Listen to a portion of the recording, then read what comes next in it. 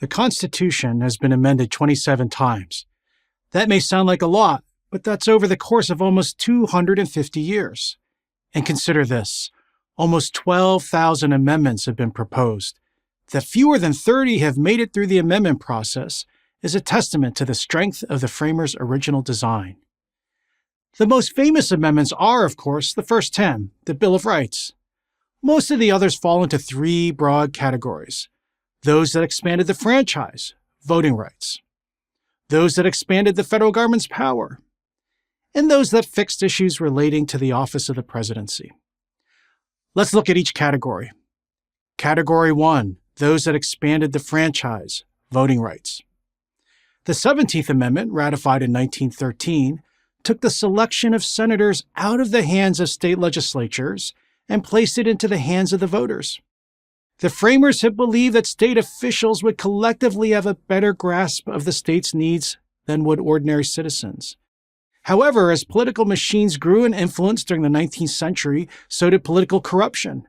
A bribery scandal involving the selection of an Illinois senator in 1910 tipped the scales in favor of direct election.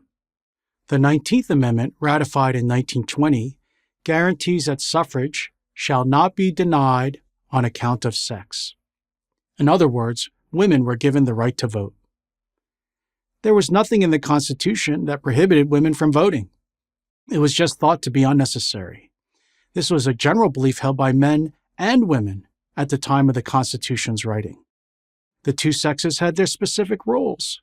Men worked, women raised the children. A man's vote represented the entire household. The Industrial Revolution of the 19th century changed this formula as more and more women joined the workforce. Women began to demand the right to express themselves as individual citizens. The 19th Amendment ensured that right at the ballot box. The 23rd Amendment, ratified in 1961, included the District of Columbia in presidential elections. Since Washington, D.C. isn't a state, it originally didn't have any electoral votes. When its population grew larger than some states, it seemed to make sense to give the district representation in the national election. The 24th Amendment, ratified in 1964, banned poll taxes, fees imposed by states on voters, specifically black voters. By 1964, 5 southern states still had poll taxes on their books, a remnant of Jim Crow laws. By banning the tax, the 24th Amendment ended a blatant form of discrimination. The 26th Amendment, ratified in 1971, lowered the minimum age of voting from 21 to 18. With soldiers as young as 18 fighting in World War II and then in Vietnam, many felt that if you were old enough to fight, you were old enough to vote for the leaders who could send you into war. Category 2, the amendments that expanded the government's power. The 16th Amendment, ratified in 1913, gave Congress the power to lay and collect taxes on incomes.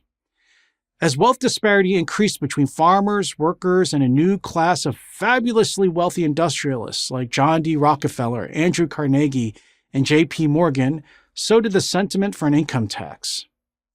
The promise was that only the rich would pay. History would quickly prove otherwise.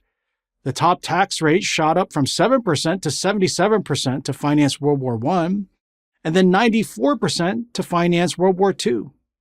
But of course, the income tax didn't stay confined to the wealthy, as any young person getting his first paycheck can attest. The 18th Amendment, known as Prohibition, was ratified in 1919. It banned the manufacture, sale, or transportation of intoxicating liquors. The motive behind the amendment was a good one: to reduce alcoholism, a destroyer of countless lives and a primary source of violent crime, domestic abuse, and sexual assault. But the amendment was ultimately a failure, leading to the unintended consequence of a massive black market and the emergence of organized crime. The 21st Amendment in 1933 repealed Prohibition, making the 18th Amendment the only one to ever be repealed. Category 3, the amendments that fixed issues related to the office of the presidency. The 20th Amendment, ratified in 1933, moved Inauguration Day from March to January. The modern world was moving much too fast to wait 5 months to transfer power from one president to the next. The 22nd, ratified in 1951, limited the president to 2 terms in office as a reaction to Franklin Roosevelt's 4 terms. And the 25th, ratified in 1967, allows the vice president to become acting president in the event the commander-in-chief is physically or mentally incapacitated. The Constitution has proven to be remarkably durable, just as the framers envisioned. They wanted a document that could be amended and adjusted as times changed, but not so easily that its core principles would be compromised. You'd have to say they succeeded. I'm John Yoo, professor of law at the University of California, Berkeley, for Prager University.